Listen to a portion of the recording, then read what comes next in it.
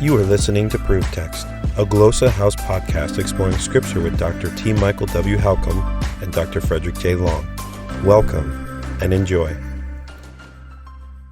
Hello and welcome to Proof Text. I'm Michael Halcomb, here as I often am with Fred Long, and we're talking in this GrammarPoint episode about verbs.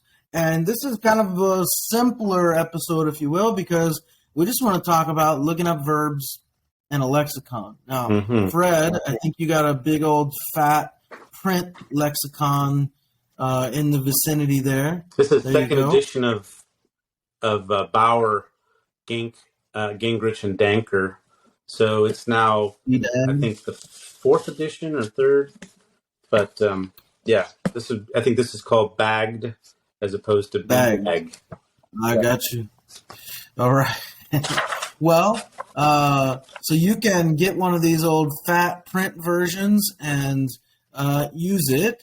But we thought, as we're talking about verbs, that it'd be helpful to just say a word about how you would look verbs up in a lexicon if you need to. So if you're watching, I have stepbible.org up on the screen. And this is really cool. If you go here and you have the Greek open, like I do, what I can do is just go up to the settings or the options and click on Quick Lexicon and check it. And now what I can do is when I hover over a verb, boom, it pops up on the screen. And if you look down at the bottom, so I'm scrolled over akekoamen, and you can see down at the bottom that it has akuo as the lexical or the dictionary entry. Now, when we say lexical, we're just meaning dictionary. So you will notice that it's a different form, right? In the text, it says akekoamen, but in the lexicon entry, it says akuo. And this is because in the Greek dictionaries, the lexica, they use the first person present active indicative singular, first person singular present active indicative form. And what's weird about that to me, Fred, is that akuo, right, means I listen or I am listening, but they use the first person singular present active indicative form, but in English they still define it using the infinitive form, to hear. Yeah, to hear. It really should be I hear. Yeah. Or they should use akuin, put the infinitive there in Greek. So that's always bothered me about the Greek lexicons. They're not consistent in that regard. Yeah, that's true. I'm looking up grapho, and it says to inscribe characters on a surface, to write. So yeah. Yeah. So there you go. If I go down to verse 4, graphomen becomes grapho, to write. It's in its infinitive form, to engrave. Another way we can look at this. By the way, if I just click on a verb in Step Bible, it'll give me much more of a definition over on the side. It'll give me LSJ and other options. We can see the same sort of thing if we go to Thesaurus Linguae Graecae, TLG, and we're looking at verbs, right? You can see they're all listed, like I have here, apokruo is listed in the first person singular present active indicative form. Same thing with apokruvo and so on and so forth. Apotenio, apoktano, they're all in that first person singular present active indicative form. So if you're looking for a Greek verb, if you're reading a Greek text and you're kind of just starting on this, it can be kind of confusing because you may not know what the first person singular present active indicative form looks like. And most of the time it's going to be an omega, although you do have other types of verbs, right? So if you go down to verse 6, we have sevdomatha, and if you click on that, you'll see a verb that ends with ome, sevdomeh. Sebdema. These are called, they used to be called deponent verbs. I call them middle formed verbs.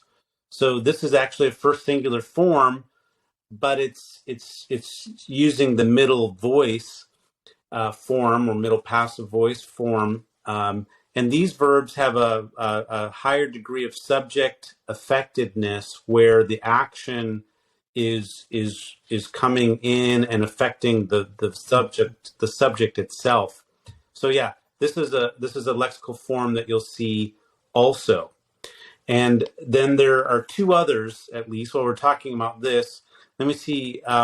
You have impersonal verbs, and I don't know if there's an instance of what's called an impersonal verb in 1 John, but if you looked up the word D, delta, epsilon, iota, this is a verb that occurs only in third person singular, or like most of the time in the third singular, and that'll be the form that you'll see in the lexicon, D. And it does have an infinitive form, but this verb means like it is necessary. So yeah, it's a peculiar verb. It's used a lot of the times, most of the time in the third singular, and so that's the form that they're going to give you as the lexical form. So it won't be omega, it won't be ome, middle form. It'll be this third singular form. Yeah. And then there's another class of verb that is called, it's actually an ancient form of verb, me verbs. So you could look up didomi or tithemi, femi, and I don't know if John surely has a didomi. I have not studied the verbs in 1 John. I know that John's Gospel does, but I'm trying to find an example inside of 1 John. So these are a class of verbs that have slightly different endings. They're often presented a little bit later in beginning Greek, so students don't freak out. Sometimes they're, the grammarian is very bold and gives it to them right away. But didomi, is an example of one. I don't know if you can type in didomi so people can see it. Yeah, it's up there on the screen. Yeah, I see deo. Yep. Is it below? Didomi. Let's see. There it is. Yeah, I just passed it. Yeah, didomi.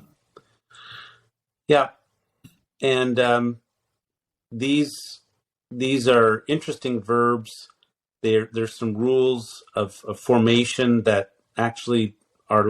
So if you go to 3:1, John 3:1, know what sort of love the Father has given to you. So 1 John 3:1 has an example of a me verb in actual use. So 1 John, not John. Yeah. 1 John 3:1. Boy, it's fast to move around in there. So the fourth word in at the top, dedoken. Dedoken is a me verb from didomi. And so that'll just look a little bit different. So I think those are the main looks for verbs. Sometimes you might have like an imperative form that's kind of like frozen, like idu. Idu is actually like it's classified as an interjection, but it seems to be like a frozen command form that just kind of got solidified in the language. But yeah. Well, yeah, I don't have a Greek word for personal or impersonal, or the other forms you were talking about. Another example would be ex-estine. Ex-estine means to be like lawful, like it is lawful, or not, ex-estine. But that's, I think that's often found in the put into there you go. Third singular. Yeah. So that's a third singular form. And you can see it's, so that's is that the LSJ glosses there? Yeah. Yeah. So in BDAG, Bauer, Danker, Art, and Gingrich, it shows the form existing, and then it says impersonal verb. So these impersonal verbs are third-person forms that they occur almost always in that form, if not always. And so they give that as the lexical form. So this verb means it is right, it is lawful, it is proper, it is permitted. Yeah. Maybe I could coin a Greek word and come up with something like aprosoponikos, impersonal. I'm sure there's a word for it, but one word that we can learn here, one Greek word, grammar term, is singular, and that's anikos, singular. And plural is plethundikos. We get our word plethora from that. Plethundikos. Anikos, singular, plethundikos, plural. Okay.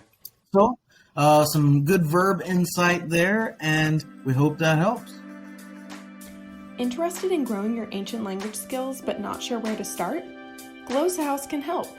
From illustrated readers and short stories to lexicons and grammars, Glossa House offers a variety of resources for beginning, intermediate, and experienced ancient language learners. Head to glossahouse.com today. Glossa House, language resources for the global community.